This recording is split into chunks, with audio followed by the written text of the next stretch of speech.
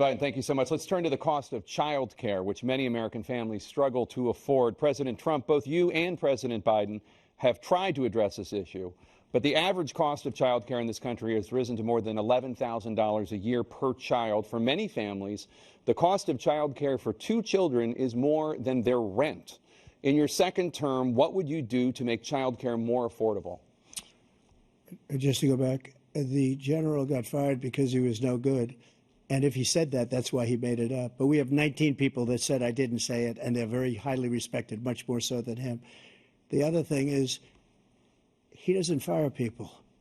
He never fired people. I've never seen him fire anybody. I did fire a lot. I fired Comey because he was no good. I fired a lot of the top people at the FBI, drained the swamp. They were no good. Not easy to fire people. You'd pay a price for it, but they were no good. I inherited these people. I didn't put him there. I didn't put Comey there. He was no good. I fired him. This guy hasn't fired anybody. He never fires. He should have fired every military man that was involved with that the Afghanistan horror show, the most embarrassing moment in the history of our country.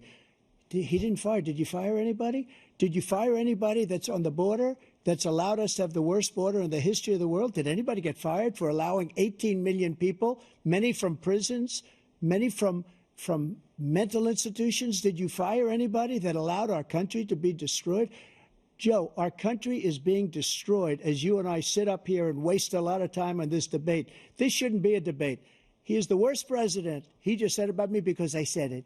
But look, he's the worst president in the history of our country. He's destroyed our country. Now all of a sudden he's trying to get a little tough on the border. He came out with a nothing deal, and it reduced it a little bit, like this much. It's insignificant. He wants open borders. He wants our country to either be destroyed or he wants to pick up those people as voters. And I don't think we just can't let it happen. If he wins this election, our country doesn't have a chance, not even a chance, of coming out of this rut. We probably won't have a country left anymore. That's how bad it is. He is the worst in history by far. Thank you, President Trump. President Biden?